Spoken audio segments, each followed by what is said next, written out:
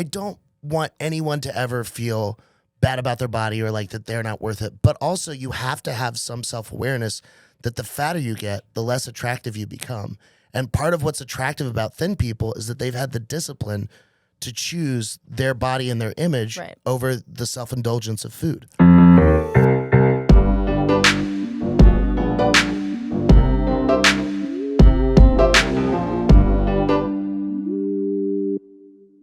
Every tit is better than a push-up bra.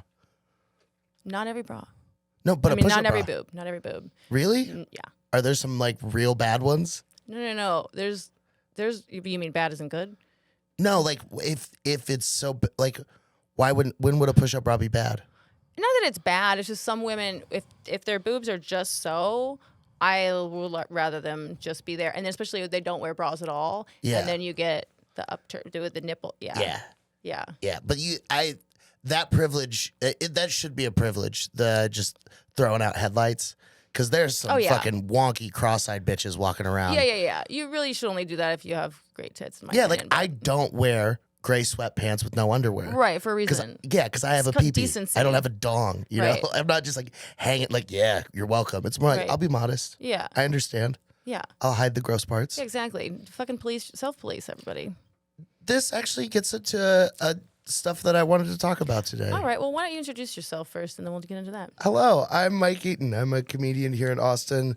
I weigh 290. I think that was... And your height, yes? I'm 6'1". Okay, 6'1". I'm a cis, white, straight male. Okay. That grew up upper middle class. Okay, thank you. So I'm what they call the problem.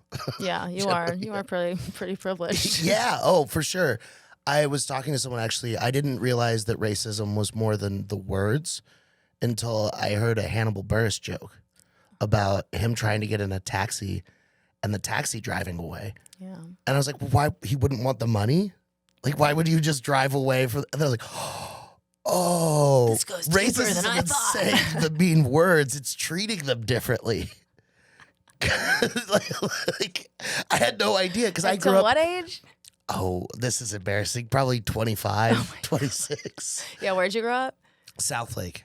Okay. So it's a suburb of Fort Worth. Okay. So it's a very upper middle class. For a while, it was like the highest average income zip code in the U.S. Yeah, that makes sense. And it's a big football town, but it was also predominantly white. Whereas I grew up in Houston, where it was pretty poor and very socioeconomically like homogenous and racially diverse. You know, so it was interesting because we had very different experiences. Like I grew up just around everybody, and it wasn't until we moved to more of a suburban town that it was like then race and income correlated the way it does for the general country. And I was like, oh, okay. Like I get, because I just growing up, I thought Martin Luther King's dream had come true, and I thought racism until I was like 13. I thought racism was a thing from history, and then when we moved to where things lined up more with the economic thing, then it was like there was like a guy who did the Confederate flag thing and said the N-word, like a wheat guy, as I say, and. Yeah, like it still wasn't that much racism. But that was my thing. Is like I always was like, well, I'm not racist because I never say those words to them. Right. Like I'm never like, like screaming slurs at people. I'm not racist. Great. So it was never even like considering how my thoughts could or my actions could be. And then like when you realize that, then you start to self-reflect. You're like, it was me the whole time. Like I was the villain. Well, it's also stuff like, when you're hiring people or booking people or whatever it is, like, are you conscious of, because if you book and hire people who are like you, who are, birds of a feather flock together, these are who your friends are. It's like, okay, but if your friends are a homogenous group, then maybe if you're a little conscious about it, you can start to purposely try to make sure you're hiring, booking, whatever, people who are women or minorities or whatever. Yeah, 100%. I mean, I've had this conversation with people because as like a white dude, you have the other like truly racist people. They will like I think they call them dog whistles, but they'll use like these little phrases and terms to kind of see if you're on the same team as them. Yeah. And like one of the things is like you'll get these like anti-woke comics. And I do dirty material, so I fall into that group. But they'll be like, diversity is such bullshit. And it's like, no, it isn't though. Like it really isn't. Like what you don't realize is that diversity helps everybody, especially in comedy. If you're booking a diverse lineup, that means that you have more different kinds of people in front of you, which gets you into more places. Yeah.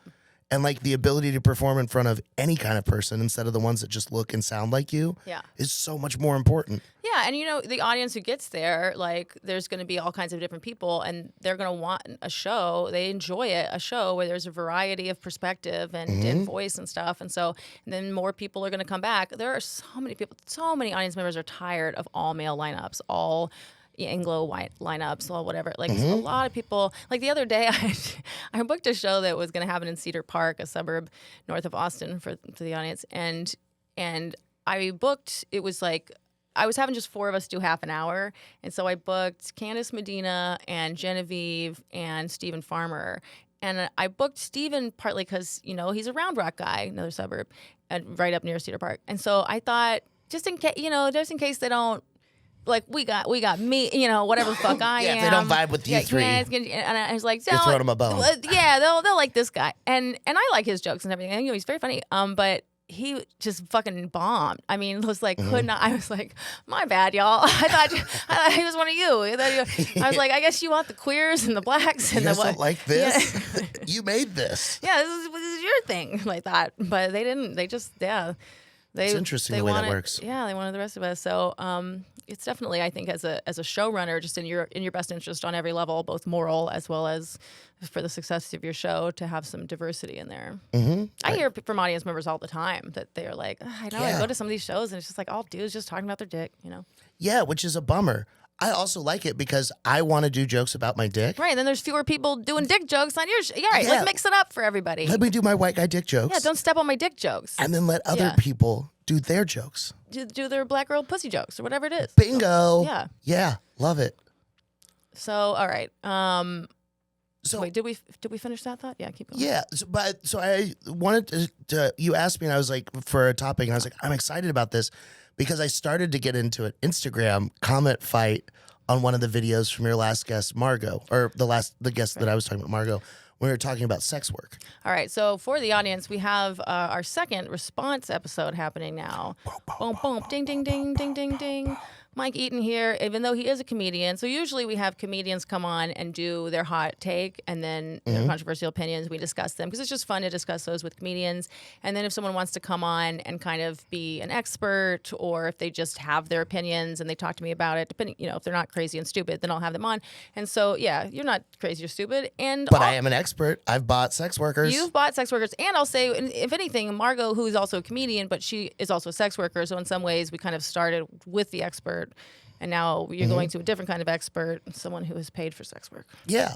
Okay. So my main issue with all of it is that on one hand, a lot of sex workers will say it's empowering, and then we have to destigmatize it and all of that. But the episode started with her lying about her weight. What did she say she was? You asked like her weight, and then she said, let's say 155, and then we joked around and got to the real weight. But it was like, if you're truly empowered and you're going to talk about how everybody loves all of the body shapes and sizes, then you should be proud and say the number. Yeah, it sounded like she's getting there. If she gave the weight eventually, I was coaching her through that because it's hard. Women are still so programmed into that don't tell your age and weight kind of thing, or it's like language can be very important too in the ways that women are still just like in this mindset, like even talking about like losing your virginity, and this is men too. Yeah, crazy, right? I suggest to people, just say ended your virginity. I ended my virginity with someone. Just a little tweak like that, because these kinds of things, like we just have so much cultural baggage about not telling our age, not our weight, like our worth as women. And so in order to kind of move past that, we got to change the language. We got to start just being comfortable, because if everybody thinks people only look good when they're 150 pounds or less, then everyone's going to be ashamed that they're more than that. But if you're like, I'm hot and I weigh 165 or whatever, then that's helpful for people to hear. Yeah. I agree with that. But I also think that, like, if we're going to talk about, like, attractiveness, like, weight is a huge correlating factor. Right. Like if you are into people that would be 1 or 2 standard deviations above the average weight, then it's generally a fetish, right? If you're just into fat people. How much are we calling a standard deviation? Well, I mean, there's math on whatever that is. Right, but do you know? But an outlier is anything that's 2.5 standard deviations outside of the norm. So I don't know what those numbers would be. Yeah, because there's so much variation that I'm like, I don't know what the standard deviation would be. But then also you look at like the average weight and height in women in America, and it's like 5'5", 180 or something like that. Yeah. And it's like, that's a fucking chonk, dude. Yeah, like that's thickums. That's not quite Walmart, but it's Target fat. You get into all of this, and it's like, I don't want anyone to ever feel bad about their body or like that they're not worth it. But also you have to have some self-awareness that the fatter you get, the less attractive you become. And part of what's attractive about thin people is that they've had the discipline to choose their body and their image over the self-indulgence of food. Right. I like cheesecake. And when there's cheesecake in front of me, I never say no. I just can't. You really are a character from WALL-E. It's just like, but, and I get that, and that's fine. But like the sacrifice I've made is that no one is sleeping with me based on looks. Yeah. And that's fine. And like part of the reason that I've had to buy sex workers in the past is because I've spent the whole night trying to use my charming personality or whatever tools I have, and I wasn't able to get it for free. I was like, well, I have money. I can just buy it. Right. And that's all totally fine. And I think it should be decriminalized, like she was talking about. Yeah. But then like one of the other points that she made is that we need to not regulate it. And it shouldn't be regulated because any form of regulation takes away power. And her point to that was look at like safety regulation, like OSHA. And it's like, yeah, those are the regulations. Like they created those. Safety regulations are written in blood, right? That's how they get there is people died, and then they made a regulation. So you have to regulate sex work if you're going to legalize it because there's no other way to protect those women. What kind of regulations are you thinking we should have? Well, so like one of the ones that like one of the points that she made is that like in San Diego where she was dancing is they have a law that you have to have 1 foot on the ground. Otherwise, it can be prostitution and lifting your foot up. And like there was kind of like what I thought was interesting is that law was not made to protect anyone. Yeah. That law was made to skirt and loophole the way into being able to do the most possible, right? So that they could make the most possible money. It's all just a money pit, right? But in terms of regulation, like if you're going to have, like when you guys also talked about the porn loophole, you can't just buy someone for sex, but you can buy someone for sex if you're filming it. Yeah. No. Porn is extremely regulated. Super duper regulated. You got it testing and all this stuff. Yeah. But even though it's regulated, it's also not a great industry to be in. Right. Because it's super stigmatized. And then like when you make a lot of money like that on a regular basis, there's going to be a lot of drug use. Yeah.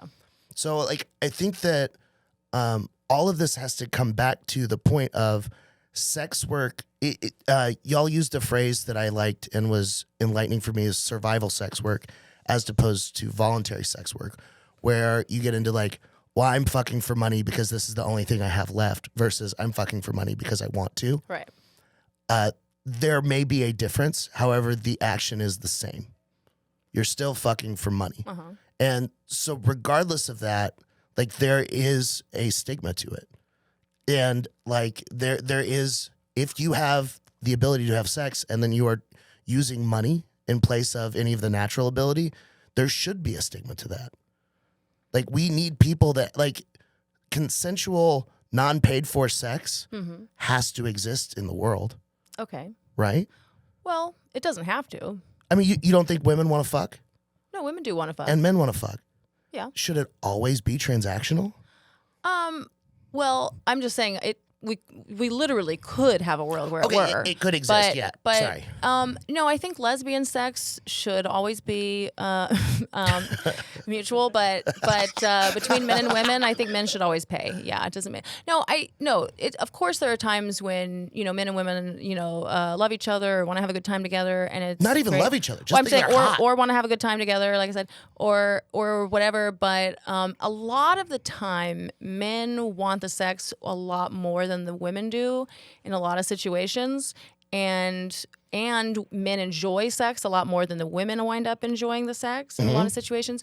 And so I think there are a lot of times when men should actually be paying, like when you're trying to pick up those chicks at the bar, and then versus so you're going to maybe spend, $30 buying them drinks versus how much did you spend on a sex worker? It's ranged. The lowest I've gotten away with is $400. Okay. Which seems criminal.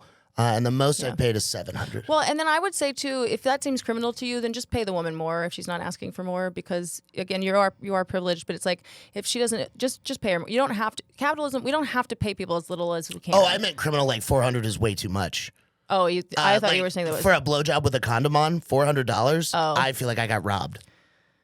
Did you know that? But did you know that before the blowjob? It's so, and that's the other problem with sex work being completely just like a gray area black market thing, is that all the occasions where I have purchased a sex worker have been places where it's been like kind of skirting around, like maybe like a couple times I've been at a strip club and then I wanted to take out. Yeah. And so then it was like, well, what does this cost? And they're like, well, $1,000 for an hour. And it's like, well, I'm not going to fuck for an hour. That sounds exhausting. Yeah.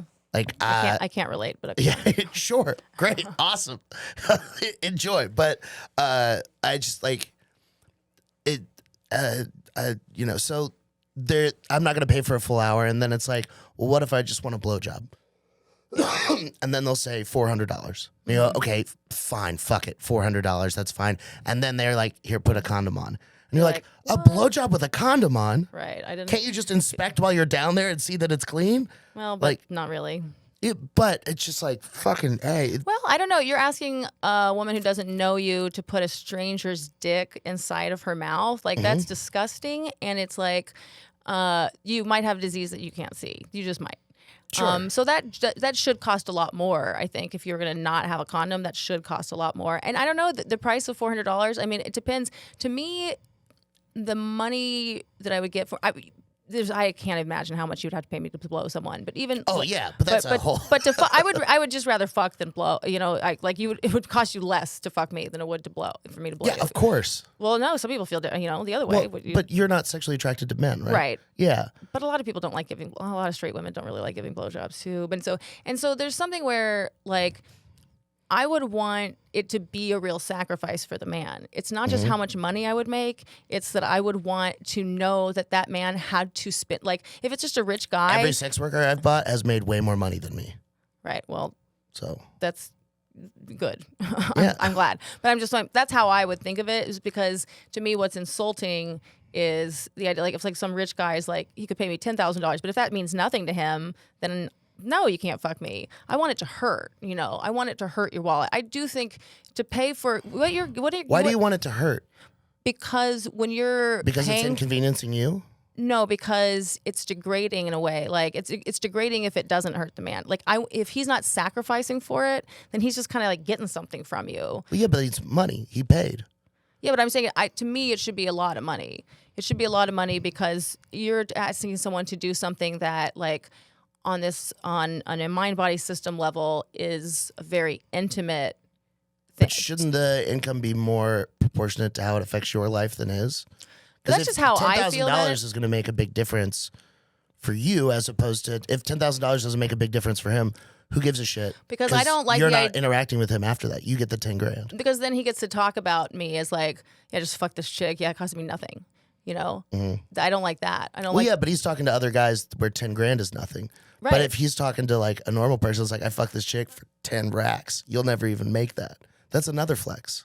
Right, and I don't want him to be able to flex like that. No. You know what I mean? I want the man, if a man were going to get to do something to me that I didn't want to happen, that I didn't, actively want. See, that's where it gets weird to me, because it's like, okay, actively want, but it's not like a non-consensual thing. It's that you're being paid for your participation. Right, but you're paying me to do something that I would otherwise not do, and that is very intimate, that is also dangerous, and and is something that is like, you're not in a loving relationship with somebody and all that. Like, you're asking me to do something kind of unnatural in that way, and so that to me should cost a lot of money. So, and that is where I'm at. So. All that is all fine, but the point you made there is the point that I'm saying is it should be fine and it should be legal, but there's a stigma for a reason. It is unnatural. It is commoditizing your body. Right. And you can say it's empowering all you want. And yes, feels good to have money thrown at you. But I've also been to strip clubs in bullshit Mississippi Yeah. where the top earner was making $35 for her shift. Jesus Christ. Yeah. So like, when she says there's a Although house that's fee of good money $20 to in Mississippi, $100, let's be real. bingo. In that part of Mississippi, that's enough for her to get a 6-pack Right. and a pack of cigarettes and still be able to buy her kid lunch. Yeah. Like that's, But that sucks. it sucks so bad. Like that's not empowering No. in any way whatsoever. That is, she had no other options and she didn't have any other viable skills. Right. So this is what was available. And that sucks. Right. But that is more the rule than it is the exception. Because people don't go into sex work because they're crushing it everywhere else in their life. There's no some people are like, oh, I want Margot was saying that she knew that she wanted to dance when she saw striptease and she felt like the power dynamic from that. It's like, okay, that's great. But there's also so much more power in being a boardroom executive. Yeah. Where you could, spend and move millions of dollars and change whole economies. Everybody wants to be a boardroom executive. Sure, but there's all of the different other ways that you could exercise power. If you want to exercise power with attention, I mean, she's found her way to stand up. That's another, performing and entertaining. But why is it sexual power? There's something really fun about it. Yeah. As a woman, I would say. I'm sure. There's something really that does feel cool and empowering, and I think because I've only have a glimpse of it because I have an OnlyFans, although I'm soon to move that to just for fans, which apparently takes less of a cut. Nice. Yeah, and so I like that men are attracted to me. I mean, I love it when women are attracted to me. That's the best part. But I like, even though I don't want to do anything with men, I like that they're attracted to me, and that pleases me. And that's something I think just on an evolutionary level, it makes sense to want to be desired. And then for them to pay me money, that just feels so cool to me. And I love not giving a man really anything or giving him very little and having him pay me for that. That does feel empowering to me. So I feel like I would enjoy doing certain kinds of sex work where I probably wasn't if I can do stuff where I don't have to touch your dick at all, that kind of sex work, I think I would feel really just good about that. Especially because I would be charging men amounts of money that hurt them, to the amount that I wanted to hurt them. That's something that you keep coming back to, though, is the inflicting pain. There's it's not inflicting pain. Inflicting a cost because I want it to not feel to me like he's getting one up on me. You want to be getting one up on him, or just have it feel like this is about. If this feels like a fair deal to you, great, because this is what it feels like a fair deal to be. But it's not that I shouldn't keep saying hurting him. I think it would depend. I just want it to hurt your wallet a little bit. So whether that's for something that I'm doing, if it's for you, maybe if you paid someone $200, then you would be like, well, that's kind of a bummer. That's less something that I'm gonna buy, you know what I mean? But it's not huge. So when I say hurt your wallet, I don't mean necessarily I want you to sell your kidney. I want it to mean something to you. I want it to not just be your pocket change that you're just getting something out of a chick. I want it to be it was a sacrifice. Because I'm gonna sacrifice something real. I want the man to sacrifice something real to him. Yeah, and I agree with that. I think that was another point that I wrote down, is that in natural non-monetary courtship and seduction and flirting and all of that world, there's also the cost. You guys were talking about how men enjoy talking to women because they have empathy and they listen to them talk and all of that stuff, whereas men tend to not have that same empathy, and so talking to each other. Wait, women enjoy talking to women? Men, you guys were pointing out on the last podcast. You were pointing out that men get something emotional out of talking to women because they feel heard, because a woman has empathy and all of that. But one thing that I will counteract to that, all of the most just boring and mundane and uninteresting conversations I've had have been with attractive straight women. Sure.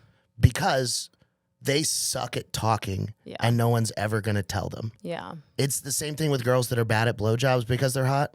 No one has ever had a dick in her mouth and then been like, no, you're not doing good enough. Yeah. They're just excited to be there. That's true. So there is also this aspect of women think like, oh, I'm interesting and fascinating and he loves to listen to me and I'm saying all this good stuff. It's like, no, he wants to fuck you and he's putting up with your words to get there. Well, yeah, I And hear that's more like that a men. lot of men.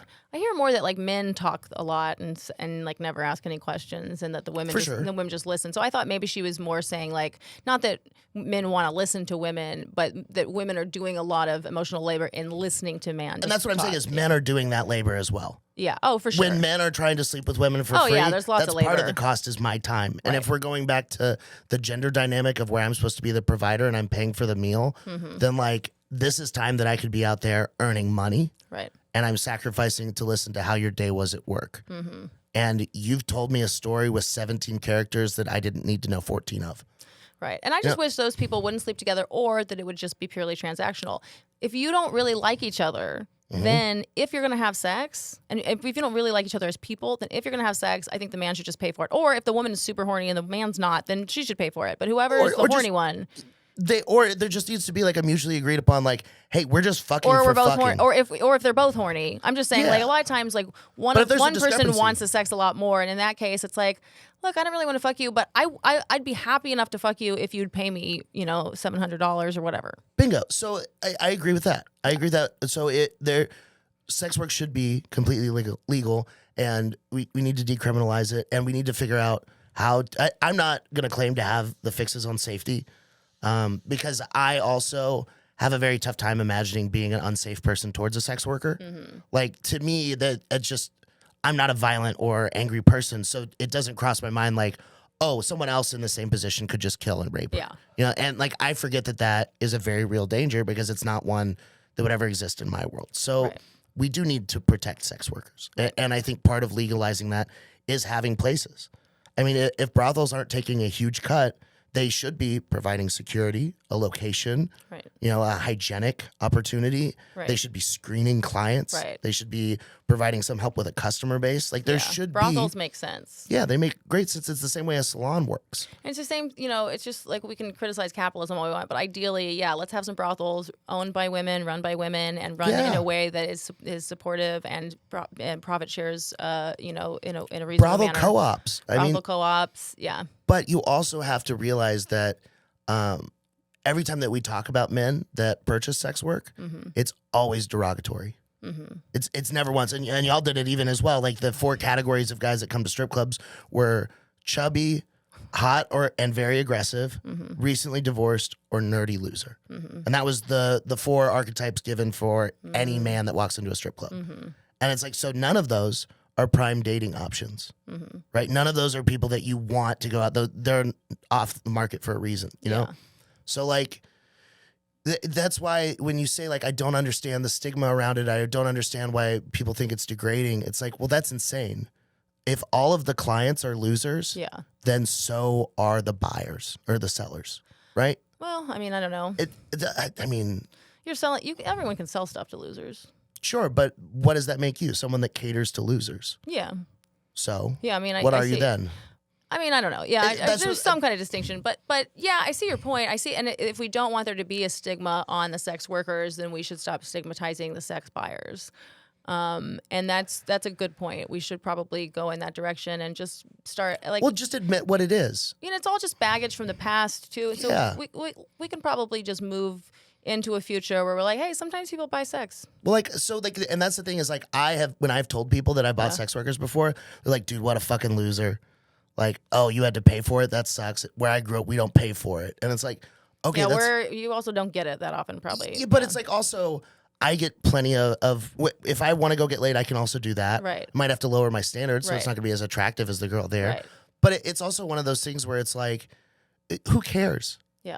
I've done it a couple times when I was drunk. I've ridden roller coasters People too. Spend money on worse stuff. Yeah. More embarrassing stuff than that. It's fine that there's a stigma around it, but I think like we're not going to get over that until like we get over being a puritanical society to begin with. I'm trying. I mean, like there's still people that see my tattoos or know that I smoke weed and think that I'm the devil. Right.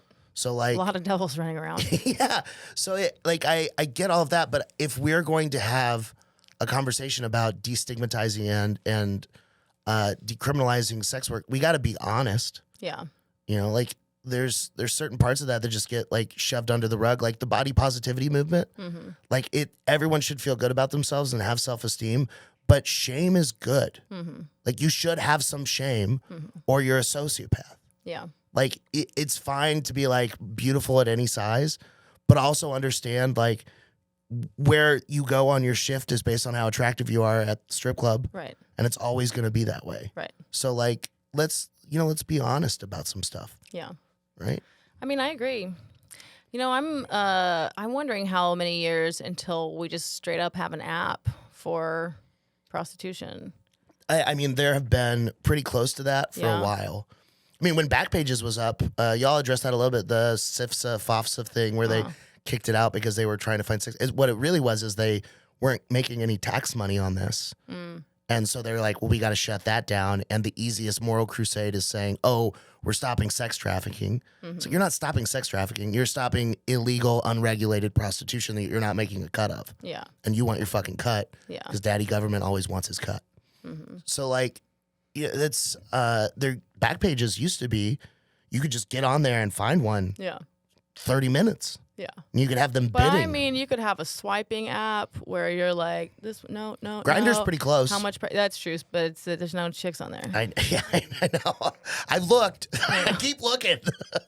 Except, of course, No, my joke about it. Don't tell anybody this joke, but I have the it was like on this podcast, don't tell anybody this. yeah. I have the joke that I very, very rarely tell, where I'll after talking about trans stuff for a while, I'm like, but everyone remember that trans women are women. Trans women are women. Trans women are women. But they are the only women on Grindr. Yeah. So there are women on Grindr, but technically there are women on Grindr, but there's also me. I'm on Grindr. Are you really? Yeah, I made a profile, but I Just don't. for fun? Yeah, to look around. It's interesting. I think that was when I was with dating the trans dude, and he was, having us be gay boys together and stuff. And Oh, that's so I fun. kind of got into the headspace of it, and I had a coworker that walked me through Grindr one time. Mm-hmm. It's the most fascinating. I mean, it's fun to look at. It's cool Yeah. that they've figured out, like, it just goes to show the power of, like, a horny guy will accomplish anything. Yeah. And it's like, you got down to by the foot on the radar. Yeah. If you pay, you can sort by race and weight. I didn't see that. That's funny. If you pay for like the upgraded Grindr Hell Plus yeah. or whatever it's called, Grindr Plus, the number racism and weightism allowed. the number of filters that you can put in there, like you can a lot of the apps are like that, where it's like, what can you filter out for free? What can you filter out if you pay? Which is wild because, like, I know on Hinge, you would have to pay for most things, but you would have to pay if you want to know whether they like drink or not, or something. There's some of it where I'm like, okay, I feel like you should give the drug stuff for free. Yeah. Make me pay to sort by weight. Weight and race, sure. Yeah. If I got to look at these fatties, I'll give you money so I don't have to. But no, it's just fascinating. And then, even Grindr this is the funniest thing is it wasn't enough. Like that wasn't enough somehow. So they made Sniffies. Sniffies is good, yeah. And what's really cool is I was out visiting LA and I ran into him and we had drinks and he was like, oh, you can't talk about this on stage for a few months because I still want it to be cool, but you have to learn about Sniffies. Yeah. So I got back here and then I told like Colton and Dylan and a couple of my gay friends, like, check it out. They're like, what is this? And I was they like, didn't know I'm about a fucking it? ally. Well, this was a year ago. I learned, I think I learned about it 3 or 4 years ago, but that's because, I live with a pervert. So. Yeah. but it's like the fetish world is so fascinating to me because I don't have one. Mm-hmm. Like I've looked, I've searched, and there's things I like, but they're all physical attributes. Yeah. But then you get into the fetish world and there's some people that are like so hyper specific and you think like there can't be that many. There's always and then some. there's thousands. There's always thousands of everything. Yeah. It's bonkers. But I'm glad they have each other now. That's the cool part about the world that we live in now is no matter what you're into, you have a community. Well, and so then with an app for sex work, I just think you could get so like nuanced about it. Like with all your kinks and fetishes, like it would be so much better to have that where you could find the look you're looking for, the price rate, it would just be like they show their prices, or you can negotiate with them or whatever. There's a lot of ways that we could make it, but it would be so good to sort through and then be like, hey, do you do rope stuff? Yeah. I grew up very Catholic and reserved and like shameful about sex. Never had like a sex talk from my parents, but I found porn pretty early. So I was like super horny and repressed, but like just didn't know what to do. It was just like, So like my first like significant partner, like I didn't know how to talk about what I liked and didn't like, or how to ask her what she liked and didn't like, especially in the moment. Because it felt like just my autism turned up to 11. And it's like, I'm supposed to be here and like in the moment. And then it's like, do you like this? And they're like, no. They're like, okay, this then. And so, but then I found there was, I can't remember what the app was called, but it was an app where you and your partner both answer 200 or 300 questions. And then if you both say yes, it shows. If it says yes and maybe, then it'll show. But if you both say no, it's just not even on there. Or if you say yes and they say no, it's just not even on there. Yeah, let's not even bring it up. So it's like that's... they don't see that you're into poop. Yeah, exactly. So it gives you both like the anonymity of like, oh, hey, these are the things I'm into. And if you don't like them... It comes back and there's nothing. Yeah, there's like, you guys shouldn't fuck. Yeah. But that helped me where it was like, oh, here are all the things that we can explore and like learn. And you don't remember what that app was? Or it's... Yeah, fine. I would like to know that. We can put that in the show notes. I mean, I'm sure I could like just a fun one to Google it.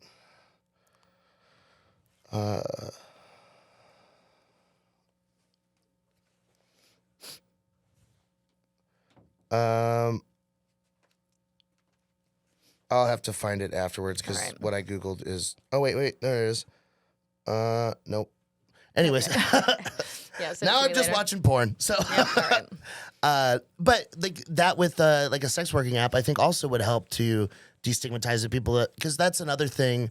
Like y'all touched on this a little bit. Like one of the things is violence against trans people that are sex workers. There's like that trans panic, which is still a defense in some states where they're like shit. Where it's like, oh, I found out they were whatever, and then I got scared and killed them or freaked out and was angry. You know.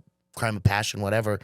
But it's like if you have all of that regulated, and you're like, this is what I'm into, right? And there's people no shame behind it for it, or people are open to it, and then the people who aren't can filter that out. Yeah. Like I remember growing up, like the category on like Pornhub or like XNXX or even 89.com, going that far back. It was just she-male. Yeah, it was straight gay she-male. I always thought that was so funny. I was like, what about the he females? No one, but now that's a thing. But I remember back then, like, your friends would like pull that up to prank you, and they'd be like, "Ha, this is gay." Like, look, it's a dick, you know, and it would freak you out. But now, like, I hear like normal straight dudes, coming out very like, popular. I love trans porn. That's my fucking favorite.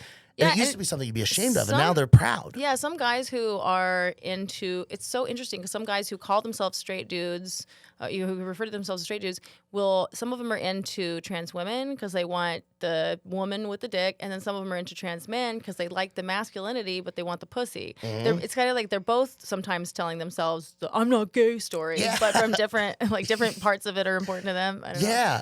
Yeah. That's always been the funny thing to me because I don't know that I'm 100% straight. No one is. But the way that I've described this is when I see a hot girl at the gym. Yeah. And I look at her ass, I'm like, I want it. I got to put my face in there. Yeah, exactly. Like, it's a very physical, visceral reaction to an attractive woman. When I see a hot guy, I'm just like, I want to be him so bad. Right. It's very pleasing. Yeah, it's not that I want to fuck him or even close to the same realm of things. It's that I wish I was that. I think I feel the same way, yeah. And so, like, to me, that's where I fall on the sexuality spectrum. But then you have all these people that have been closeted and haven't been able to be open about how they feel about stuff or haven't figured out how to word it. Yeah. And so they're like, it's like, dude, you're just kind of gay. Like, you're just bi. Or, like, I think a lot of people are just bi, but they're not comfortable with that. And I think most people are bi. Most people are bi, and so it's once you're like a standard deviation more bi than you and I are, then it just becomes like, do you go all the way bi, or do you, if you're just one deviation, if you're not all the way. There's too many stories about people experimenting in college, right? For there not to be a lot of people that are a little gayer than they say they are. It's that Kinsey scale. I think 1 in 7 are the least common. Okay. 2 and 6 are the next most common.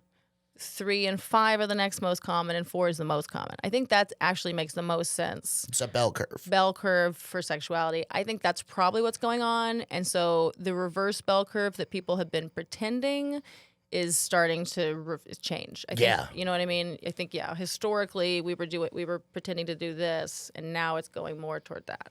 Yeah, it's because it's like one of those things where I wish people would just be open about it.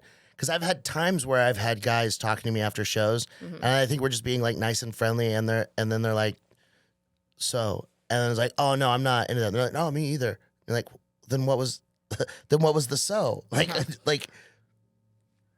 It's cool if you're gay. I just I'll help you find a dude to fuck. Let's go find him together, you know? But like, no thank you, right? Yeah. It's just so I wish people could be just open with what they're into. We're getting there. I think in smaller circles, I think still in like middle America. Yeah. But it's terrifying. I guess it's still pretty bad in middle America. But that's, you know, I just wanted to come out because like that was the thing about sex work is that like, that's why I wanted to reply to it, because I think that it is a very necessary part of society. And I think something that y'all touched on, the incel community, they are becoming more and more of a problem because they're getting further and further radicalized. Yeah. And then some of the behaviors of women towards them and towards men in general further push them away. Right. And it's like, yeah, he is a loser, Yeah. but he's not completely lost. Right. You know, or like a bad guy. Yeah, it's like he didn't want to be a bad guy. It's that he got rejected, and then he found a place for his rejection to simmer online, and then just turned into a much worse person. Well, you know, thank God for the new VR technology that you've been exploring with your. That's what I don't know if that's so funny that you were telling that story on stage the other day about like coming with your VR thing or whatever, because I've been like talking about that for a while. Like I can't wait till that technology happens and gets better and better, because it's going to just keep men at home. It's crazy how good it is already. Right. So I'm like, and if the incel people can just be happy with that and just can live their lives, you know, now they'll have video games, they'll have their virtual girlfriend dick sucking thing, they'll, you know, they can have Postmate, and they can just can I open a terrifying box? Yeah. Do you think for people with harmful sexualities that would be a safer place for them? I mean, that's like, that's one of those age-old debates. Right? Because it's like, if it's not hurting anyone. Well, I can't remember if I was on this podcast or just a conversation I was in just very recently about this. But the thing is, a lot of people think that it's definitely better to have the sex doll or the VR kid or whatever. Like, assume someone's a pedophile and they want to fuck kids, and it's like a lot of people think it's better to just like give them the doll or the VR thing, because then they get it out of their system. But that thinking comes from Freud, who analogized the brain to steam engines, because that was the current technology at the time, just like we analogize them to computers, because that's our technology. And so he thought it was kind of like release valves kind of thing, where if you let out some anger or some sexual aggression, then you would have less of it. And I can say anecdotally, it's the opposite. Exactly. That's what I say, is that, and that's what we've learned since Freud, is that it's the opposite. And so that's where there is some credence to, like, we're not really sure that violent video games are a good idea. We're not really sure that VR pedophilia is okay, because then is it going to just lead to the person like having such a taste for it now that it winds up being a gateway to actually doing that? You know, that is something really up for debate. And so if we don't euthanize them, though, like that's my thing, is like horniness is like water; it always finds a way, right? Yeah. It'll all exist somehow, and it'll find a way. So that's where it's interesting to me. It's like, do we just put them in their own little gross corner of the internet and be like, you know, stay in this room, get sucked off by your robot, and just get out of society? I mean, I would be fine with that, especially if it's like, here, we'll even give you a free one if you just get a vasectomy and you promise to never, you know, whatever. I mean, we don't know how much of that kind of thing, if those paraphilias are genetic versus like trauma when you're little, though. So it's hard to say whether we would be helping genetically. But, you know, we also can chemically castrate people if they volunteer for it. If they say, hey, I have this paraphilia that I just can't get we can give them, you know, Lupron again. We've done it in the past. I think people still do it some. Interesting. I never even thought about just like killing the sex drive. Yeah, that's a way that we handle it. I'm pretty sure people are still doing that. I think, yeah. Yeah, because I get into this debate a lot because it's such a taboo topic that's so interesting to talk about. But on like one side of things, I have friends that are like, we should just kill them. Yeah. Eugenically, we should remove them. But then it's also like, they didn't choose that probably. Yeah, that doesn't like, seem... But then also like, then there's the nature versus nurture argument. Did they just get molested into being a pedophile? So we're not even, exactly. I'm not even sure on a eugenics level that it would even do anything. So And that's where it's like, oh man, now we're just making the problem worse. Like these people already had a terrible childhood. Right. And then we just killed them we about kill it. them. We got to at least throw them into a volcano so we get some kind of credit from the gods. Make it a ritual so that it's cleansing for us all on some kind of metaphorical level. I think we got to wrap it up. Do you have any last thoughts on sex work? Buy some today.